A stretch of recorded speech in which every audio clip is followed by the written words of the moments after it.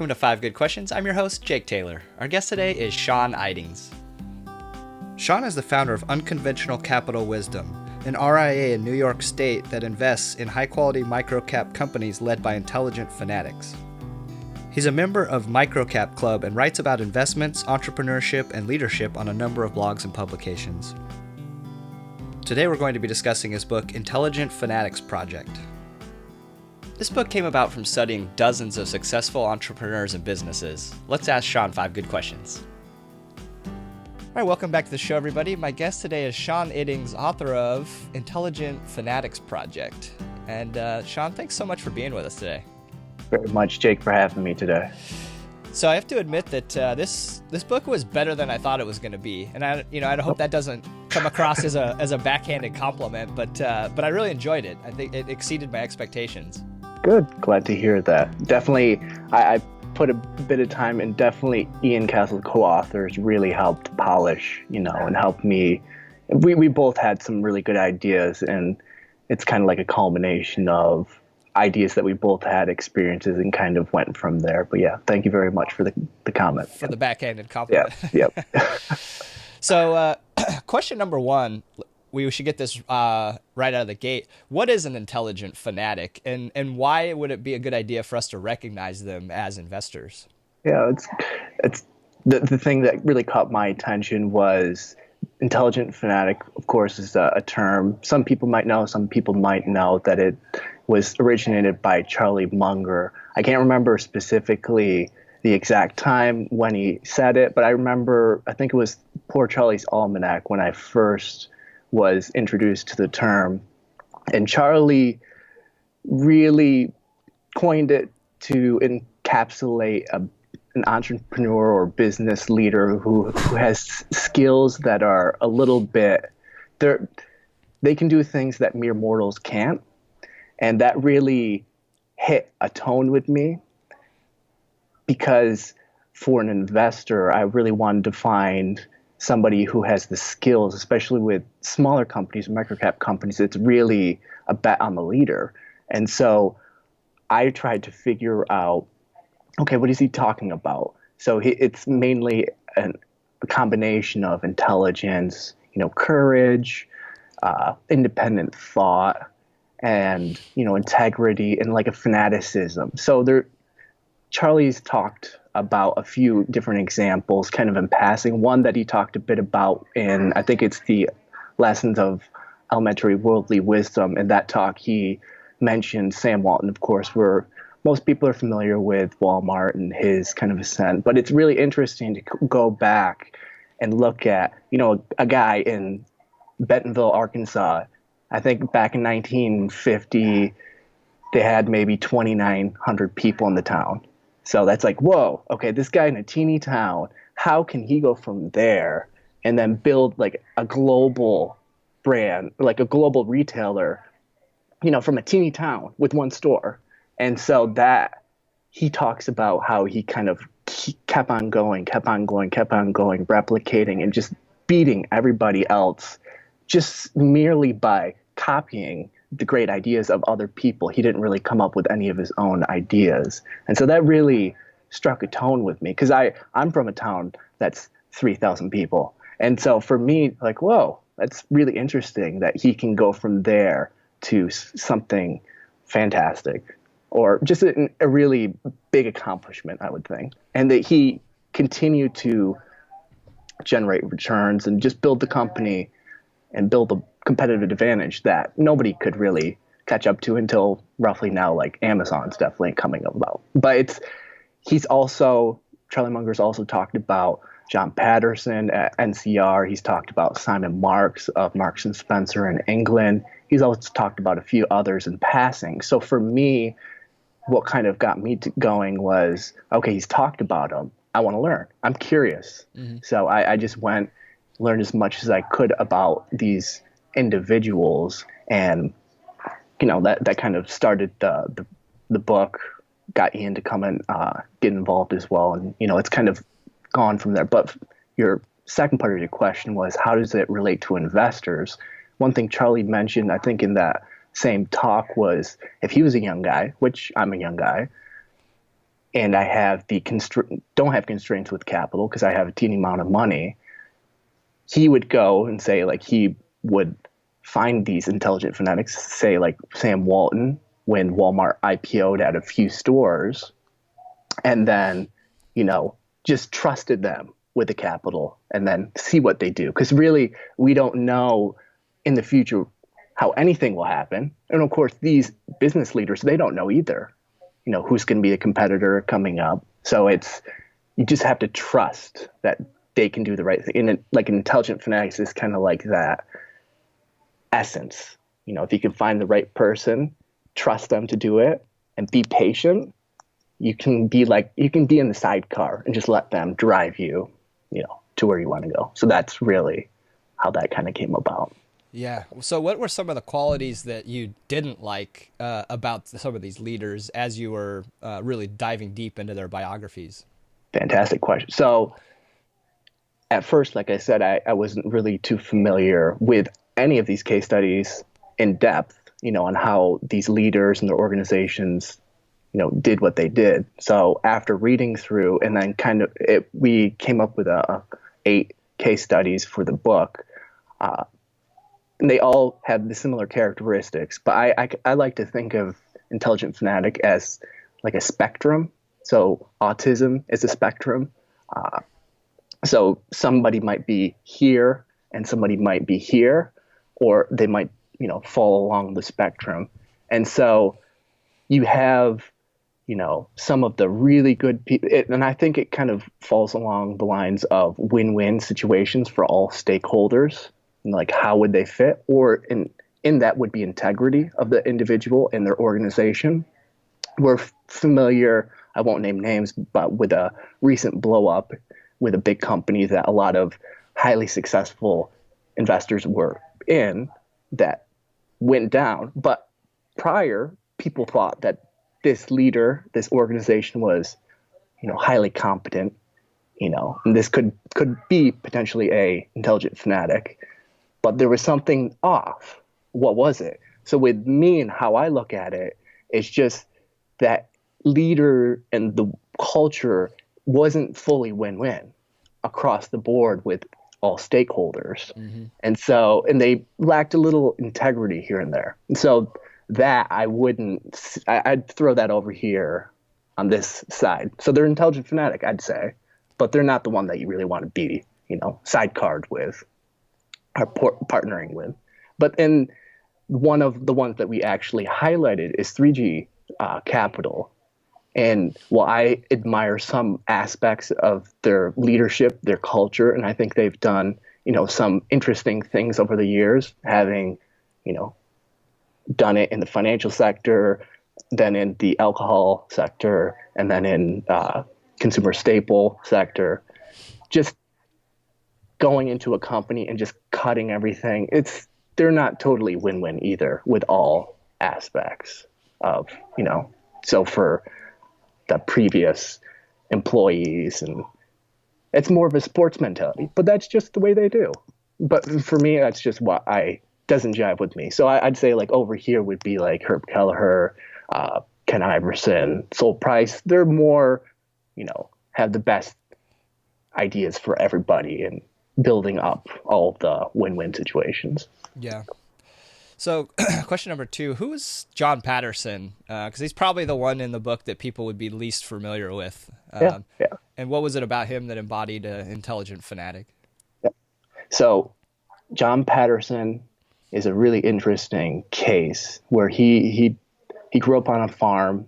So he's a farm boy. He had a couple experiences in his childhood of accounting that kind of didn't set with him well. So he went and he's had a dead-end job working as a ship watcher on one of the rivers in Ohio. And then he spots an opportunity. From there, he becomes like a coal operator. He's successful in business, utilizing some, high integrity, high quality, giving the best product to the consumer.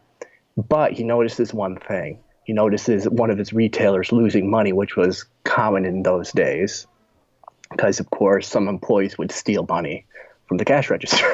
Yeah. And so instead of just, so the cash register was a new invention. Most people did not believe, number one, that it was valuable. They couldn't understand what it was actually. And he, sight unseen, gets these cash registers, turns around his business. And then second, instead of just staying, complacent where he was at, he's like, whoa, you got a opportunity of a lifetime. And so with him, and I think this is a interesting thing to think about, is that intelligent fanatics and entrepreneurs are, like the higher category above intelligent fanatic. They see things that other people can't see.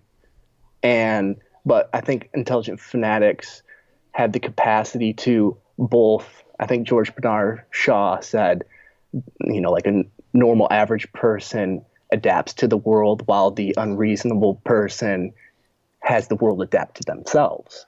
And so an intelligent fanatic has that vision. So Patterson had the vision that, I can change business by getting into cash registers. And then from there, he gets into the business.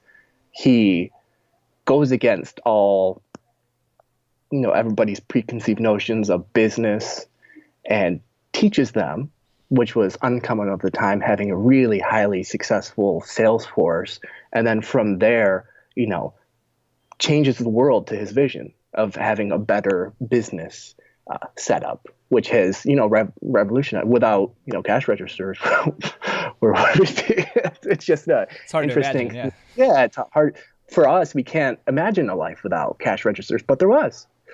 So he was successful with all of those aspects of, innovation, treating employees well, in terms of sales force, but also like factory workers, which was quite revolutionary in that time in the late 1800s.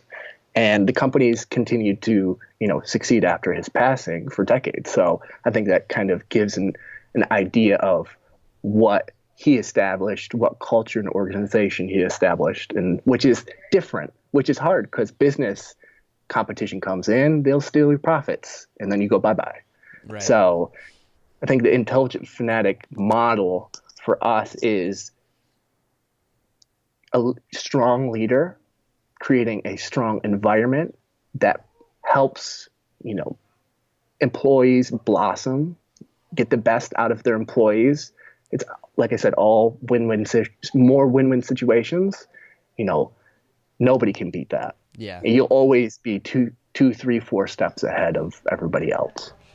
So question number 3, finding a Jeff Bezos or a Warren Buffett after they're big and famous, it seems pretty easy. And it's like, okay, it's easy to connect the dots looking backwards. Yep. But how do we find this an intelligent fanatic early enough to invest, in their and be in their sidecar?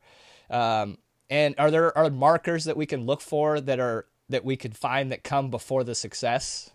Yeah. It's an interesting idea, and I think for me, it's a little easier to kind of get to this point, especially early on in my life, because I have no financial or business background. I'm a musician by training. And so I can't remember, there's one quote saying, where usually the young people learn the rules and then the old people learn they already know the exceptions. So if you're young and you know the rules and the exceptions, or you're learning them at the same time, it's really a powerful thing. Because for me, when I was learning music, I was studying, Stevie Ray Vaughan. I'm a guitarist. Stevie Ray Vaughan, Jimi Hendrix, Steve Vai, Eddie Van Halen, yada yada. So I copied them. I internalized their ideas. That's how I learned. So I did the same thing with investing. So Warren Buffett, yada yada. And then going into business, I'm doing the same thing. So I'm trying to stand on the shoulder of giants. It's something that I like to kind of say what we're trying to do and help other people do, because they've already done it. We can shortcut, get to see what they've done, the common patterns between all of those individuals, which there are a few, which I'll get to, and then emulate. And I think Charlie Munger says it best, where if you want to get a good partner, you have to be a good partner. Mm-hmm. And so for us, if we want, say if you're an investor, if you look at Warren Buffett, he's able to get, really top quality people and top quality investment opportunities because he is that. Right. And he sees that. So when he sees somebody, they have trust in him, and he knows from personal experience what he's like. So it's easy to find somebody like him. And I think that's an easy way to go. And so core characteristics, like I said, intelligence and high integrity. And I think one example, I recently did a little case study on See's Candies. That's a Berkshire Hathaway company for some people, I guess, who wouldn't know. But, so they took over in 1972, and Chuck Huggins became the CEO at that point. And I think Warren said that Chuck Huggins is somebody he'd like to clone because he's like the perfect guy to run a business. And I think he'd be a wonderful example of an intelligent fanatic. And Chuck Huggins had a story about meeting one of See's Candy's suppliers, early on in his tenure at the company. And the individual he met was the walnut supplier, and his name was Haig Berberian. Don't know if I'm saying it right, but he's from Armenia. Long story short, the Walnut King, he just personified everything, that See's Candies looked for in a partner. And See's Candy was that partner too. And that would be, he knew everything about walnuts. He was, highly competent. He was trustworthy. He would, they had trust that he would give the best product at the best price. And I think he personifies, what Berkshire's looked for. Huggins became that person, and it's who we should look for too if we want to find somebody early on. Because we don't know what people can accomplish, what the future will be, but if we can see who the person is and also the culture that they're trying to build, again, which is the impenetrable moat and something that can maintain profits over long periods. Yeah. So question number 4, a lot of these case studies seem like there was a large addressable market for, like, all these companies had really big runways out in front of them for growth. And that probably happened because it coincided with a time when the U.S. had really an unprecedented growth run as well, in the 20th century. Yep. So if you consider that, as some do, that maybe the tide is not coming in as strongly as it was in the 21st century, especially in the U.S., than it was in the 20th century. And, I think Warren Buffett might disagree with me on that. And I'm willing to say I'm wrong, but there are a lot of other smart people who are on the other side of that argument. In the developed world, things are, GDP hasn't been growing as quickly. Yep. Are the spectacular results that we saw for a lot of these intelligent fanatics, are they still replicable going forward? Or should maybe we temper our expectations a little bit that you're just not going to get the tailwind of just massive growth like we saw in the 20th century? Yeah. So you bring up a good point with riding a wave. Yeah. And I think that has a lot to do with it. And Charlie's talked about that a lot of these individuals rode a wave. And that's definitely a characteristic of it. And I think there might not be as many as the previous, and definitely there won't be the same type of, so say in retail, it won't be exactly the same as, what happened with Walmart. But say if you go to India, they're further back behind, so they can kind of steal, what exactly happens. Or take, for instance, like Herb Kelleher and what he did with Southwest Air.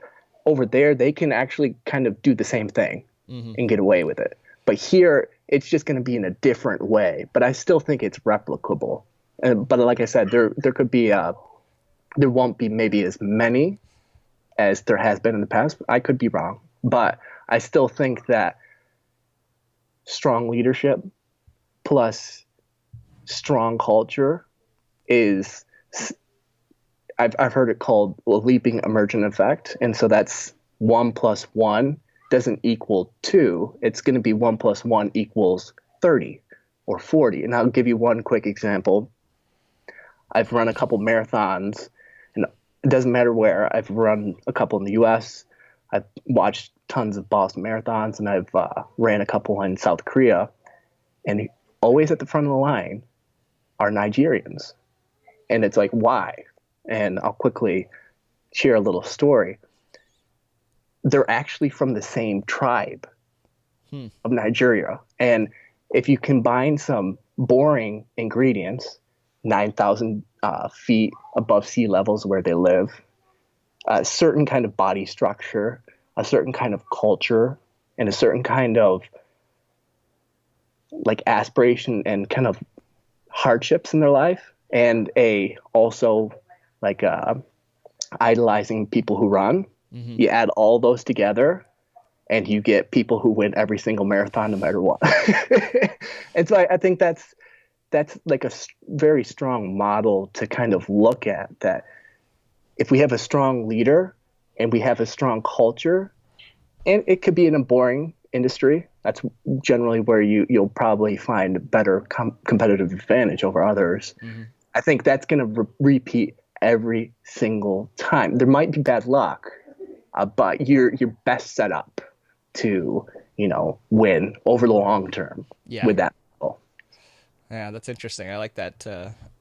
I didn't realize it was all the same, or generally the same tribe. Generally the same tribe, which is really fascinating. Yeah, it is. So question number 5, it seemed like many of the people profiled in here, they chose industries where and their business model was really to be the lowest cost provider. So you could kind of see where, like, the harder that you worked, to lower your costs at every turn, squeezing out waste, that ended up being a very good competitive advantage for them. But were there any is that the most likely way that we would see a intelligent fanatic succeed? Or is it that, are there some that were able to create differentiated products instead and, maybe charge higher prices, but it wasn't about being the lowest cost provider? That's a very good question, Jake, because I think it's a huge component to be a low cost provider of some sort of service or product.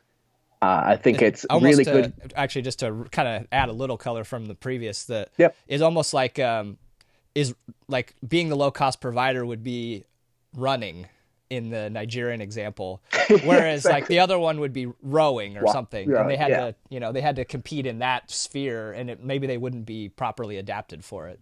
Yes, that's a good analogy.